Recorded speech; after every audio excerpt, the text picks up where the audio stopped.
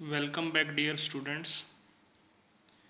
आज हम class 10th के लिए मैथ का chapter number 7 coordinate geometry start करने जा रहे हैं। ये बहुत ही इंटरेस्टिंग चैप्टर है और ऐसा चैप्टर आपने आज तक पहले नहीं पढ़ा होगा। बिल्कुल ही नया और एकदम डिफरेंट चैप्टर है कोऑर्डिनेट ज्योमेट्री। ठीक है, तो अब हम स्टार्ट करते हैं इसका बेसिक्स से कि क्या कोऑर्डिनेट ज्योमेट्री है और कैसे आप इसको यूज कर सकते हो, कैसे आप इसके क्वेश्चन कर सकते हो। ठीक है, तो जैसा कि आप प्रीवियस क्लासेस में एक्सिस के बारे में पढ़ चुके होंगे। ठीक है, इसको हम बोलते हैं एक्स एक्सिस। ठीक है, ये पूरा, और इसको हम बोलते हैं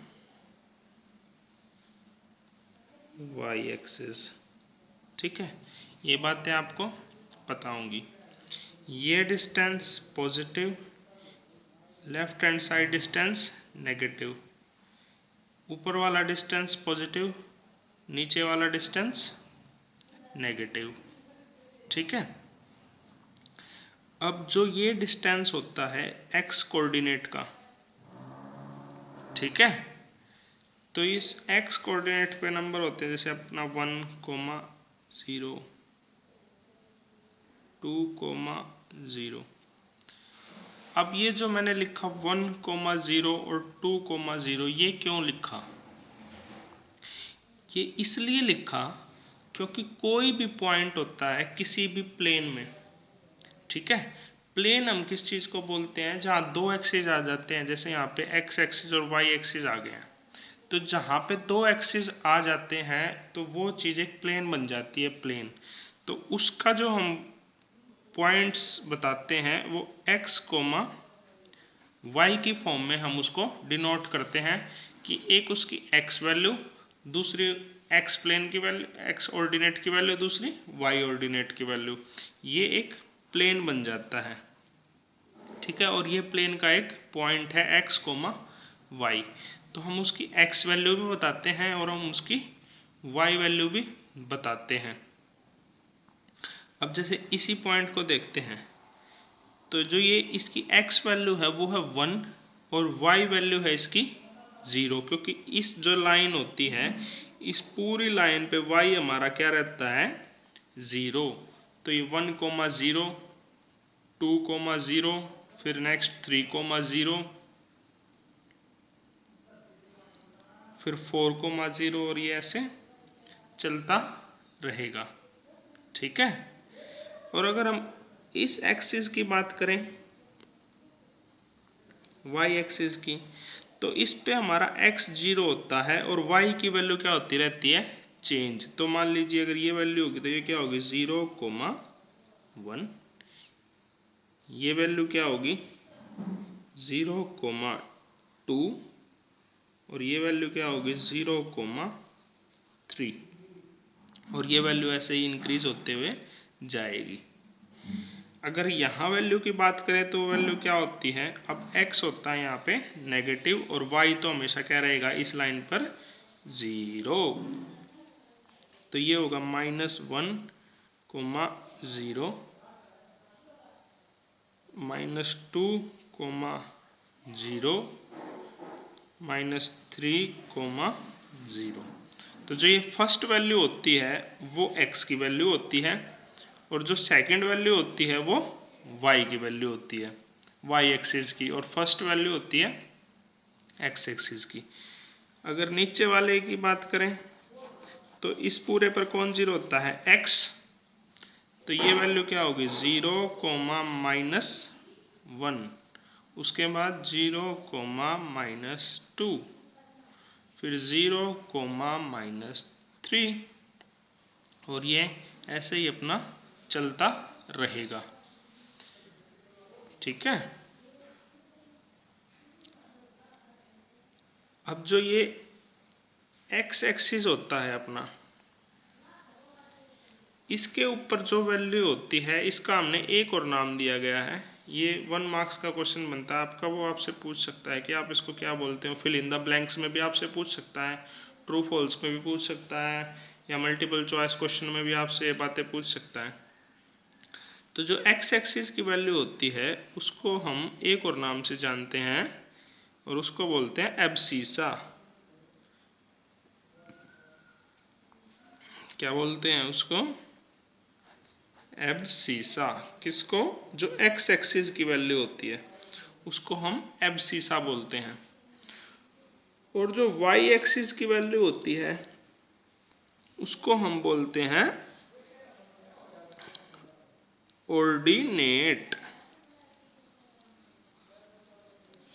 ठीक है, ORDINATE, ऑर्डिनेट। तो जो एक्स एक्सिस की वैल्यू होगी उसको तो हम बोलते हैं एब्सीसा, और जो वाई एक्सिस की वैल्यू होती है उसको हम बोलते हैं ऑर्डिनेट। तो ये 1 मार्क्स का आपका क्वेश्चन बनता है, यहाँ किसी भी फॉर्म में पूछा जा सकता है आपसे। ठीक है, तो अब जैसे कि कोई बेसिकली प्लेन होता है तो हमने वो बोला दो उसकी वैल्यूज होंगी, एक्स वैल्यू वाई वैल्यू। तो अब ये जो अपना कोऑर्डिनेट ज्योमेट्री का चैप्टर है ये फिजिक्स के लिए भी बहुत इंपॉर्टेंट है, इंजीनियरिंग फील्ड के लिए बहुत इंपॉर्टेंट है, नेविगेशन जैसे जो आप एक जगह से दूसरी जगह जाते हैं, सी में ट्रैवल करते हैं, ठीक है, शिप्स जो ट्रैवल करते हैं सी में, तो इन सारी फील्ड्स में इसकी बहुत ज़्यादा इम्पोर्टेंस है। इससे हम बहुत सारी चीज़ों को निकाल सकते हैं with the help of coordinate geometry. क्योंकि जैसे आप ये लगा लीजिए सी होता है, ठीक है, तो सी इतना बड़ा है, वहाँ कोई सड़क नहीं है, रोड नहीं है, कोई मार्क्स नहीं है कि भाई कोई जैसे सड़क पे मार्क्स होते हैं कि दिल्ली 60 किलोमीटर दूर है यहाँ से, या ये 50 किलोमीटर दूर है यहाँ से। ठीक है, तो ऐसा कुछ तो होता नहीं है, तो वहाँ पे हम सिर्फ डायरेक्शंस के हिसाब से ट्रैवल करते हैं सी में। ठीक है, तो डायरेक्शंस और ये जो कोऑर्डिनेट ज्योमेट्री होती है हम इसका यूज़ करके हम एक जगह से दूसरी जगह जाते हैं, डिस्टेंसेस निकालते हैं उनके बीच में, ठीक है, ट्रैवल करते हैं। तो इसका बहुत ज़्यादा यूज़ है आपके नेविगेशन में, इंजीनियरिंग में, फिजिक्स में और भी बहुत सारी फील्ड्स में। अब हम इस चैप्टर में 3 चीज़ें बेसिकली करने जाएंगे। वो क्या क्या होंगी? नंबर 1, तो हम किन्हीं भी 2 पॉइंट के बीच का डिस्टेंस निकालेंगे। मान लीजिए कोई पॉइंट ए है, ठीक है, इसकी वैल्यू है x1, y1, ऐसे कुछ वैल्यूज़ हैं इसकी, जैसे x1 की कुछ वैल्यू हो सकती है y1। एक पॉइंट है b, इसकी वैल्यूज़ होगी x2, y2। तो अगर हमें इन 2 पॉइंट के बीच का डिस्टेंस निकालना हो तो वो हम इस चैप्टर में निकालना सीखेंगे। वो हम कैसे निकाल सकते हैं?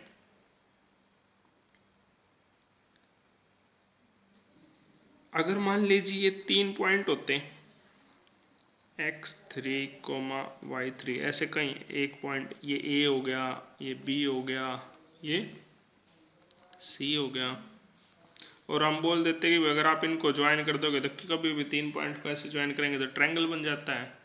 तो हम ट्रायंगल का एरिया निकालना भी सीखेंगे with the help of coordinate geometry. ठीक है, तीसरी चीज जो हम इस चैप्टर में सीखने जा रहे हैं वो है कि जैसे कि एक लाइन है, ए लाइन सेगमेंट है ए कोमा बी, इनके बीच में कोई पॉइंट है सी, कहीं पे भी हो सकता है, यहाँ यहाँ यहाँ यहाँ कहीं पे भी हो सकता है। तो हम ये निकालेंगे कि इस सी पॉइंट के ऑर्डिनेट्स क्या क्या हैं, एक्स वैल्यू क्या है इसकी, वाई वैल्यू क्या है, या फिर जो ये सी पॉइंट है ये इन दोनों पॉइंट को आपस में किस रेशो में डिवाइड करता है। ठीक है, रेशो में डिवाइड करता है, जैसे 1:2, कुछ भी जैसा भी है। तो ये 3 चीज़ें हम बेसिकली इस चैप्टर में करने जा रहे हैं। 2 पॉइंट के बीच का डिस्टेंस कैसे निकालेंगे, किसी ट्रायंगल का एरिया कैसे निकालेंगे, और एक पॉइंट जो कहीं लाइन पे लाई कर रहा है वो किस रेशो में उनको डिवाइड करता है या उसके ऑर्डिनेट्स क्या क्या हैं।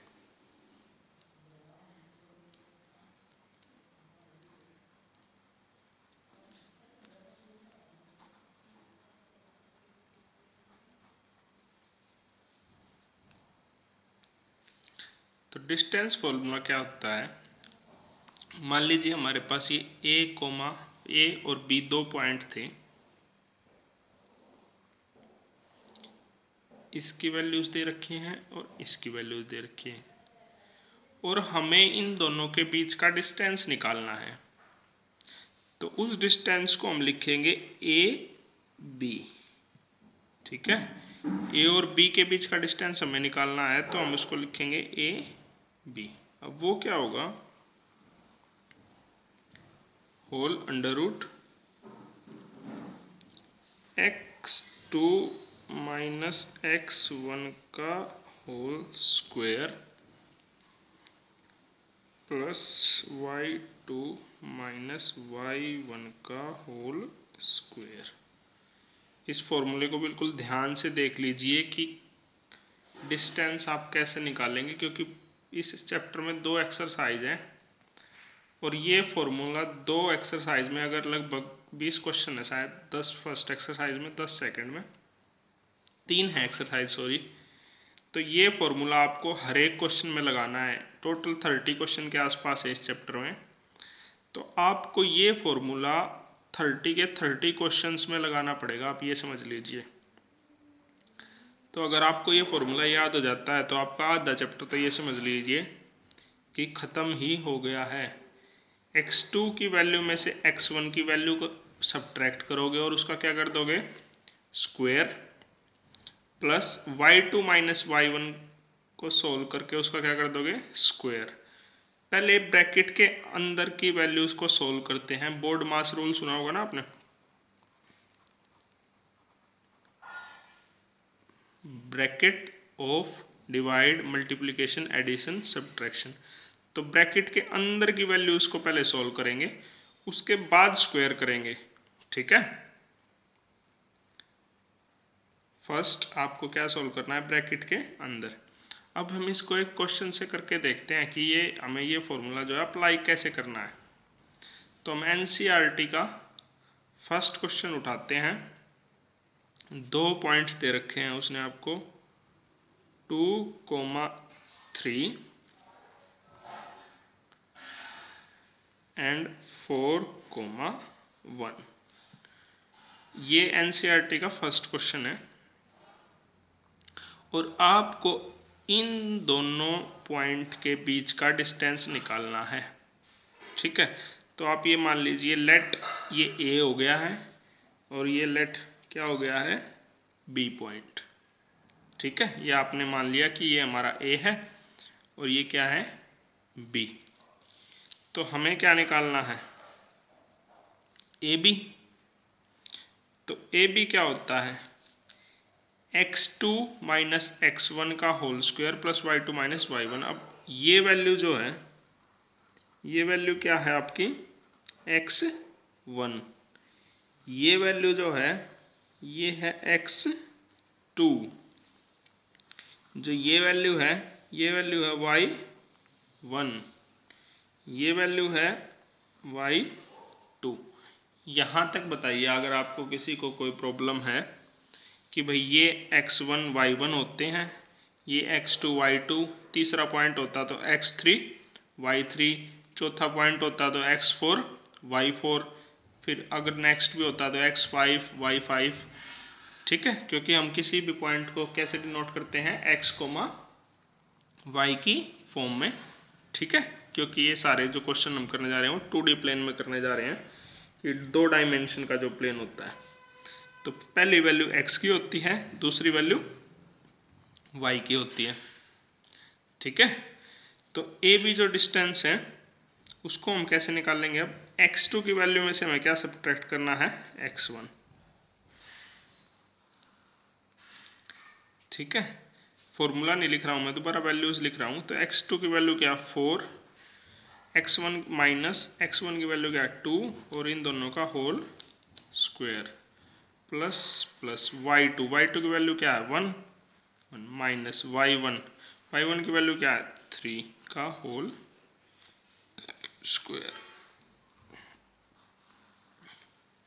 4 माइनस 2 कितना होता है आपका 2, और जब आप 2 का स्क्वायर कर देंगे तो वो क्या हो जाएगा 4, प्लस 1 में से अगर आप 3 को सब्ट्रैक्ट करोगे तो क्या होता है -2, लेकिन अगर आप किसी भी माइनस का स्क्वायर करोगे तो वो क्या हो जाता है पॉजिटिव। तो अगर आप -2 का स्क्वायर करोगे तो वो भी क्या आएगा +2। तो 4 + 4 क्या हो गया आपका 8। ठीक है, तो जो ए बी हमारा डिस्टेंस आ गया है वो कितना आ गया है √8। इसको लिखने का एक दूसरा तरीका भी हो सकता है कि √8 को आप कैसे लिखेंगे। तो √8 को आप ऐसे लिख सकते हैं ना 2 × 2 × 2, 3 बार ये थोड़ा सा इधर 2 × 2 × 2 8 होता है। अब ये पेयर जब बन जाता है तो हम इसको अंडर रूट से बाहर ले आते हैं और ये क्या बन जाएगा 2√2। इन दोनों का एक पेयर बन गया था तो एक पेयर क्या आ जाएगा 2 बाहर, और ये क्या आपका ये बच गया।